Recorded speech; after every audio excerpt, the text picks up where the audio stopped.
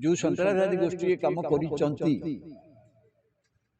ता पछरे निश्चित भाव कोण ना कोठी पाकिस्तान स्पॉन्सर्ड पाकिस्तान सेना बाहिनी संपुक्ति थिबा जे कौशल को अनुमान करि पारिबा से भारत सरकार एथिरे असुविधा पड़िसंती जे आमे से अंचल रे सर्वनिम्न जो सुरक्षा व्यवस्था जोटा हवा कथा एथे जो आसुचंती सेरा नथिला से दिन आपण मानुथिबे बॉम्बे जेतबे हेतिला 2008 आपण जंतु से बहुत धरण क्लाइमेट हेतिला से बड़ी वातावरण हेतिला कि सेते बेले युद्ध किंतु हे नथिला इवन परमाणु घटना रे केवल आमे सर्जिकल स्ट्राइक करथु किंतु वर्तमान परिस्थिति गोटे युद्ध आड़ को जाऊँ यही सकाशे क्या भारत सरकार सिंधु चुक्ति की स्थगित कर सिंधु जल किंतु भारत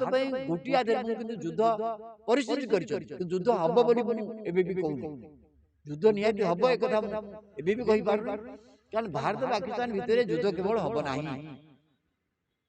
ये युद्ध से चीन मन गोटे भूमिका अच्छी कारण जो आभिमुख्य पाकिस्तान एकमात्र भरोसा यदि कहे चीन जहाँ परमाणु को छाड़ी के युद्ध हम कन्वेंशनल युद्ध क्या परमाणु अच्छी आम परमाणु अच्छी तेणु परमाणु को छाड़ी के युद्ध हम युद्ध हेले गोटे रेगुलर जब युद्ध हुए भारत जीवा हुए तो सहज हम कारण 1970 पर दुई देश भितर सीधा सड़क युद्ध है जो युद्ध होता है 1927 भारत जीति बांग्लादेश सृष्टि संभाव्य जो युद्ध आड़ को मुहां कि भारत नहीं गोटे युद्ध जनित परिस्थिति सृष्टि कराऊँ कि युद्ध हाँपाई तो गोटे ग्राउंड दरकार गोटे ग्राउंड हूँ किसी सन्त्रासवादी पहलगाम रे जेपर भी है लोक 26 लोकंर गुड़ी करी मारले एवं जो माने कथा करिसंती जो सन्त्रासवादी गोष्ठी काम करिसंती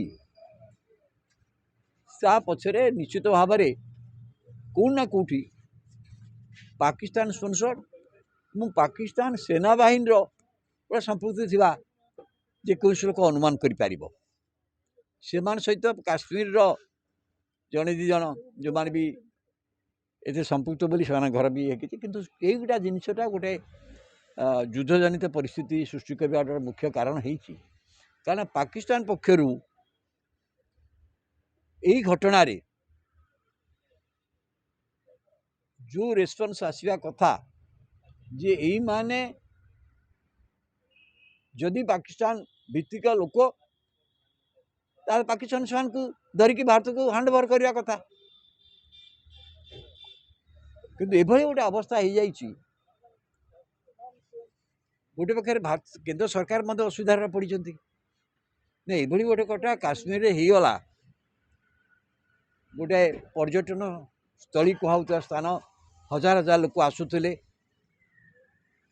से भारत सरकार ये असुविधा पड़ी जे आमे से अंचल रे सर्वनिम्न जो सुरक्षा व्यवस्था जोटा हवा कथा ये जो आसुचंती सेरा नथिला से दिन कहते माने एत संख्यार टूरिस्ट आसुचंती क्या सरकार जान नथिले यही जहाँ जी जुक्ति करूँ ना कहीं एत संख्यार जो टूरिस्ट आसुचंती से गोटे मिनिमम सुरक्षा व्यवस्था रहा दरकार देखुं अधिकांश जो मैंने मृत्युवरण कर समस्ते कहते गोटे पुलिस नाला कि गोटे आर्मी नाला कहीं नथिले माइल माइल दूर एवं प्रथम लोक पुलिस बा आर्मी पहुँचले प्राय 45 मिनिट पर घंटाए पर लोक गोली कांड एपरिक जो मैंने बंची थे चिकित्सा स्थानीय लोक मैंने नहीं हॉस्पिटल गले यहाँ तेणु भारत सरकार आपको देखिकी भारत सरकार गोटे आग्रेसिव आटिट्यूड नहीं जे पाकिस्तान को उचित जवाब दिज्व ए भारत वर्ष लोक मैंने अच्छा जवाब दिया दरकार आपण मानुथिबे बॉम्बे जिते होता 2008 रे आपण जंतु से धरण क्लाइमेट होता से वातावरण होता कि सेते बेले युद्ध किंतु हे नथिला इवन परमाणु घटना रे केवल आमे सर्जिकल स्ट्राइक करथिलु କିନ୍ତୁ ବର୍ତ୍ତମାନ ପରିସ୍ଥିତି ଗୋଟେ ଯୁଦ୍ଧ ଆଡ଼କୁ ଯାଉଛି ଏହି ସକାଶେ କାରଣ ଭାରତ ସରକାର ସିନ୍ଧୁ ଚୁକ୍ତିକି ସ୍ଥଗିତ କରିଦେଇଛନ୍ତି। ସିନ୍ଧୁ ଜଳ ଚୁକ୍ତି 1960 ହେଇଥିଲା। ଖରାଦିନ ନିଶ୍ଚିତ ଭାବରେ ପାକିସ୍ତାନ ଲୋକଙ୍କୁ କିଛି ଅସୁବିଧା ଭୋଗ କରିବାକୁ ପଡ଼ିବ। ଯଦିଓ ନଦୀ ଜଳକୁ କେହି ଚାହିଁଲେ ପୁରା ବନ୍ଦ କରିବା ସମ୍ଭବ ହୁଏ ନାହିଁ। ଆଉ ସିନ୍ଧୁ ଗୁଡ଼ା ବଡ଼ ନଦୀ, ଯଦିଓ ଭାରତରୁ ବାହାରିଛି 1960 ଚୁକ୍ତି ଜେନେରାଲି ଏବଂ ଜାତି ଇଏ ବିଶ୍ୱ ବ୍ୟାଙ୍କର ସହାୟତାରେ ଚୁକ୍ତି ହେଇଥିଲା। ଅନ୍ୟ କୌଣସି ସ୍ତର ଏ ଚୁକ୍ତି କେବେ ସ୍ଥଗିତ କରାହେଇନଥିଲା।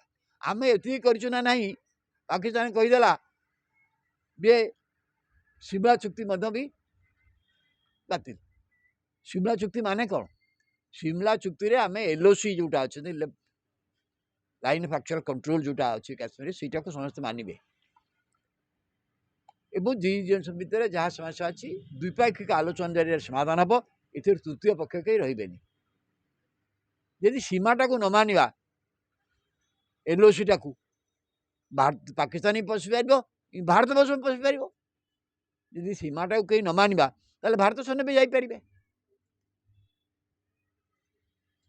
ତେଣୁ ଅପରପକ୍ଷରେ ଯେତେ ପ୍ରକାର ଭାରତ ବର୍ତ୍ତମାନ ପଦକ୍ଷେପ ନେଇଛି, ଯେତେବେଳେ ଭିସା ରଦ୍ଦ ହେଇଛି, ଅନେକ ଲୋକ ଭାରତବର୍ଷରେ ଅଛନ୍ତି ଦୀର୍ଘମିଆଦୀ ଭିସାରେ ଅଛନ୍ତି। କାରଣ ଭାରତବର୍ଷରେ ବହୁତ ଅନେକ ସଂଖ୍ୟାରେ ଅଛନ୍ତି ପାକିସ୍ତାନୀ ଝିଅ ଭାରତବର୍ଷରେ ବାହାଇଛନ୍ତି। ଯେଉଁମାନେ ବାହାଇଛନ୍ତି ତାଙ୍କର ସେ ଝିଅମାନଙ୍କର ପାକିସ୍ତାନ ନାଗରିକତ୍ୱ ଅଛି, କିନ୍ତୁ ତାଙ୍କର ଏଠି ବାହାଇକି ତାଙ୍କର ପିଲା ଛୁଆ ହେଇଗଲାଣି। ସେ ଦୀର୍ଘକାଳୀନ ଭିସା ମଞ୍ଜୁରୀରେ ଅଛନ୍ତି, 20 ବର୍ଷ 18 ବର୍ଷ ରହିଲେଣି। ଏମାନଙ୍କୁ କହୁଛି ବର୍ତ୍ତମାନ ଯିବାକୁ ବାଧ୍ୟ, କାରଣ ସେ ଭାରତୀୟ ନାଗରିକତ୍ୱ ତାଙ୍କର ନାହିଁ। ସିମିଲାରଲି ପାକିସ୍ତାନ ମଧ୍ୟ ସେଇଆ ହେଇଛି। ଦୁଇ ଦେଶର ଡିପ୍ଲୋମାଟିକ୍ ଯେଉଁ କୂଟନୈତିକ ଅଫିସ ଗୁଡ଼ାକୁ ଡାଉନଗ୍ରେଡ୍ କରିଦିଆଯାଇଛି, ନାହାନ୍ତି କହିଲେ ଚଳେ।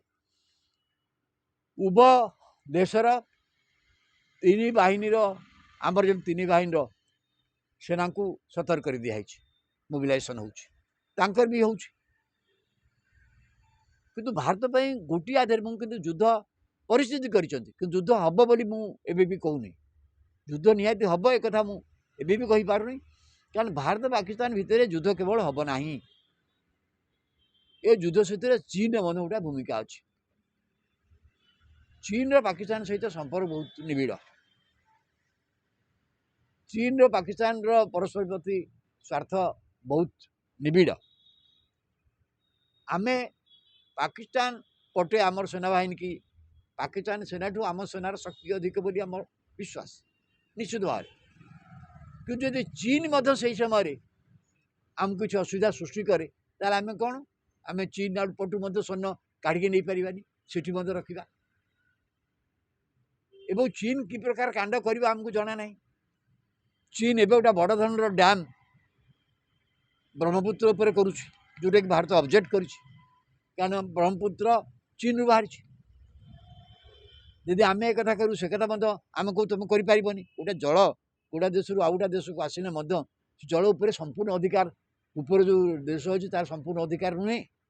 ଯେଉଁଟା ମହାନଦୀକି ନେଇକି ଆମେ ମଧ୍ୟ କହୁଛୁ, ସେ ଆସିପାରିଥାଏ ଛତିଶଗଡ଼ ଭିତରେ, କିନ୍ତୁ ମହାନଦୀରେ ମଧ୍ୟ ଓଡ଼ିଶାରେ ମଧ୍ୟ ଗୋଟେ ଆମେ କହୁଛୁ ଯେମିତି, ସେ ଦେଶ ଭିତରେ ସେଇଟା ଆହୁରି ବେଶୀ। କାରଣ ବଙ୍ଗଳାଦେଶରେ ଯେତେ ନଦୀ, ସେ ତ ଭାରତ ଭିତରେ ଦେଇ ଯାଇଛି, ସେ ନଦୀରେ ତାଙ୍କର ବି ଅଧିକାର ଅଛି। ଏଇ ଯେଉଁ ପ୍ରୋବ୍ଲେମ୍ ହେଉଛି, କିନ୍ତୁ ଦୁଇ ଦେଶ ଭିତରେ ଯେଉଁ ବାତାବରଣ ସୃଷ୍ଟି ହେଉଛି, ଯୁଦ୍ଧର ବାତାବରଣ, ଏଇ ସମୟରେ ଯୁଦ୍ଧ ଲାଗିପାରେ। କିନ୍ତୁ ଭାରତ ଏସବୁ ଜିନିଷ ନେବା ପୂର୍ବରୁ ଚୀନ କଥାକୁ ବିଚାରକୁ ନିଶ୍ଚୟ ନେବ। କାରଣ ଚୀନ ବର୍ତ୍ତମାନ ସୁଦ୍ଧା କାରଣ ଯେଉଁ ଆଭିମୁଖ୍ୟ ନେଇଛି, ବା ପାକିସ୍ତାନର ଏକମାତ୍ର ଭରସା ଯଦି କହିବେ ଚୀନ। ଯାହା ହେବ ପରମାଣୁକୁ ଛାଡ଼ିକି ଯୁଦ୍ଧ ହେବ, କନଭେନସନାଲ ଯୁଦ୍ଧ। କାରଣ ତାଙ୍କ ଦେଇ ପରମାଣୁ ଅଛି, ଆମ ହାତରେ ପରମାଣୁ ଅଛି। ତେଣୁ ପରମାଣୁକୁ ଛାଡ଼ିକି ଯୁଦ୍ଧ ହେବ। ଏଥିରେ କ'ଣ ହେଇପାରିବ, ଯୁଦ୍ଧ ହେଲେ ଆମର ଲକ୍ଷ୍ୟ କ'ଣ ହେବ, ସେଭଳି ପଦକ୍ଷେପ କ'ଣ ସେ ନେଉଛନ୍ତି, ବା ଆମେ ଯେଉଁ ସନ୍ତ୍ରାସବାଦୀମାନଙ୍କୁ ଏମାନେ କାଣ୍ଡ କରିଛନ୍ତି ବୋଲି ଆମେ କହୁଛୁ, ଆମେ ବର୍ତ୍ତମାନ ତାଙ୍କ ଲିଷ୍ଟ କରିକି ପାକିସ୍ତାନ ସରକାରଙ୍କୁ ଦେଇନୁ ଯେ ଆମକୁ ଏ ଲୋକଙ୍କୁ ତୁମେ ଦିଅ। ଏସବୁ କଥା ରହିଛି, କେଉଁ ସ୍ତରକୁ ମୁଁ ଯେଉଁ ଜାଣିନି। ବିଶ୍ୱର ସବୁ ଦେଶ ଆକୁ କଣ୍ଡେମ୍ କରୁଛନ୍ତି ନିଶ୍ଚିତ ଭାବରେ। କିନ୍ତୁ ଭାରତ ପାକିସ୍ତାନ ଯେ ଯୁଦ୍ଧ ହେଲେ ସବୁ ଦେଶ ଭାରତ ସହିତ ଛିଡ଼ା ହେବେ ତା ବି ଭାବିବା ଭୁଲ ହେବ। ସାର୍ ଯଦି ପାକିସ୍ତାନକୁ ଚୀନ ସପୋର୍ଟ କରୁଛି ଅନ୍ୟାନ୍ୟ ବୃହତ ରାଷ୍ଟ୍ର ଯେଉଁମାନେ ସୁପର ପାୱାର ଭାବରେ ପରିଚିତ ଆମେରିକା ହଉ ସେ ତ ଭାରତକୁ ସପୋର୍ଟ କରିବ ଭାରତ ସହିତ ତାଙ୍କର ନା ସମ୍ପର୍କ ଭଲ ଜାଲି ଆମେରିକା ରାଷ୍ଟ୍ରପତି ଯାହା କହିଲେ ଡୋନାଲ୍ଡ ଟ୍ରମ୍ପ କହିଲେ ଭାରତ ବି ଆମର ବନ୍ଧୁ ପାକିସ୍ତାନ ବି ଆମର ବନ୍ଧୁ। ଏ ଉଭୟ ଦେଶ ଭିତରେ 1500 ବର୍ଷ ଧରି କାଶ୍ମୀର ବିବାଦ ଚାଲିଛି ଯୁଦ୍ଧ ପରିସ୍ଥିତି ତାଙ୍କ ଭିତରେ ହୁଏ କିନ୍ତୁ ସେମାନେ ତାଙ୍କ ଭିତରେ ପରସ୍ପର ଆଲୋଚନା କରି ସମାଧାନ କରିନେବେ ଏଇଟା ଗୋଟେ କଥା। କେଉଁଠି 150 ବର୍ଷ ହେଲା 1500 ବର୍ଷ ହେଲା ଚାଲିଛି ଏଇଟା 1947 ପରେ ହେଉଛି ନା ତା ପୂର୍ବରୁ କାଶ୍ମୀର ନେଇ ଆମର ବିବାଦ କେବେ ଥିଲା କି?